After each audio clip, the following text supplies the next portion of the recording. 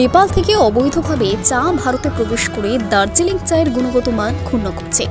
এই ইস্যুতে আজ উত্তরকন্যায় অনুষ্ঠিত প্রশাসনিক বৈঠকে মুখ্যমন্ত্রী মমতা বন্দ্যোপাধ্যায় তীব্র ক্ষোভ প্রকাশ করে। তিনি রাজ্যের মুখ্য সচিবকে অবিলম্বে প্রয়োজনীয় পদক্ষেপ নিতে নির্দেশ দেন এবং সংশ্লিষ্ট জেলার জেলা প্রশাসকদেরও কঠোর নজরদারির নির্দেশ দেন। দার্জিলিং জেলা ও নেপালের ইলাম জেলা একে অপরের সীমান্ত ঘেঁষা। দুই অঞ্চলের জলবায়ু ও ভূপ্রকৃতিগত পরিবেশ একই রকম হওয়ায় চা উৎপাদনের মানেও অনেকটাই মিল রয়েছে। তবে গুণগত মানের বিচারে আন্তর্জাতিক বাজারে ভারতীয় বিশেষ করে দার্জিলিং চার কদর বহুদিনে। তবে চা ব্যবসায়ী মহলের অভিযোগ, বিগত কয়েক বছর ধরে নেপালের চা বিভিন্ন চোরা পথে অসাধু ব্যবসায়ীদের মদতে ভারতে প্রবেশ করছে। এরপর সেই চা দার্জিলিং চা বলে বাজারে বিক্রি করা হচ্ছে।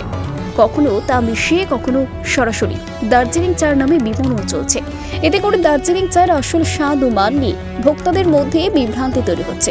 পাশাপাশি আন্তর্জাতিক বাজারে এর সুনামও নষ্ট হচ্ছে। চা ব্যবসায়ীদের সংগঠন বহুবার প্রশাসনকে লিখিতভাবে জানিয়েও ফল পাননি বলে অভিযোগ। শেষমেশ সেই অভিযোগ মুখ্যমন্ত্রীর কানে পৌঁছতে আজ প্রশাসনিক বৈঠকে ক্ষোভ উগরে দেন তিনি। সরকারি পরিসংখ্যান অনুযায়ী দার্জিলিং চা উৎপাদনের ক্ষেত্রে ভারতীয় উৎপাদকদের সরকারকে ট্যাক্স দিতে হয়, যার ফলে চায়ের দাম কিছুটা বেশি হয়। কিন্তু নেপালের চা অবৈধভাবে দেশে ঢুকে পড়ায় কোনো শুল্ক বা ট্যাক্স ছাড়াই তা বাজারে বিক্রি হচ্ছে। এতে ন্যায্য ব্যবসা বিপন্ন হচ্ছে।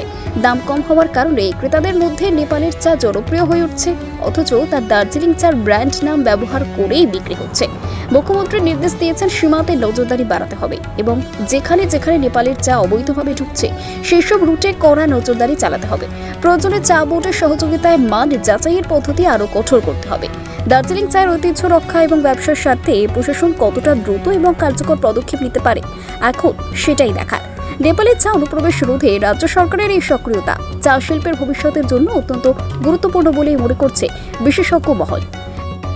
এখানে আমাদের চা বাগানের একটা প্রবলেম হচ্ছে, প্রবলেমটা খুব সিরিয়াস প্রবলেম। সেটা হচ্ছে নেপালের চা সস্তায় চলে আসছে, কারণ ওদের কোনো ট্যাক্স দিতে হয় না। ওরা চা রপ্তানির উপরে কোনো ট্যাক্স দেয় না, তাহলে আমরা কেন দেবো?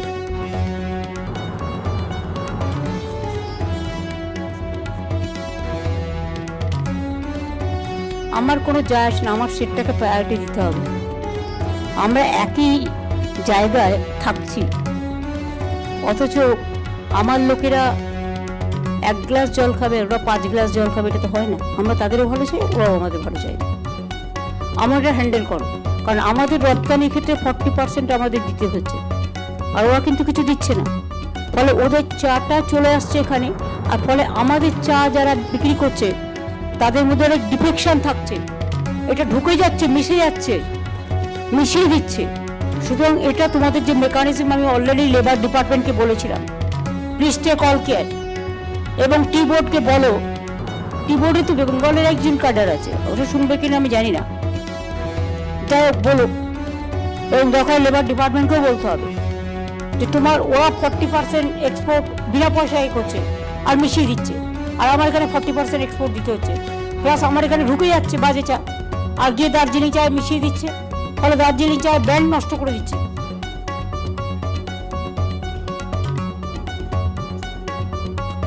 তার সেন্ট্রাল গভর্নমেন্ট এইটি কেন নেপালের সাথে করবে যে ওরা বিনা পয়সায় ট্রেড করবে আর আমাদের ট্যাক্স দিতে হবে? This is wrong. স্ট্রংলি লেখো এটা মনোজ, তোমাকে as a chief secretary strongly লেখো। দেখো, আমরা কোনো দেশের বিরুদ্ধে নই, কিন্তু গভর্নমেন্ট অফ ইন্ডিয়া এটা করতে পারে না। নেপালের বেলায় ট্যাক্স নেই, আমার বেলায় ট্যাক্স, এটা তো উত্তরবঙ্গের মানুষের জানা উচিত।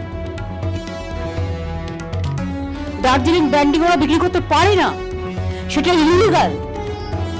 এটা এনফোর্সমেন্ট আমাদের is to play a strong role.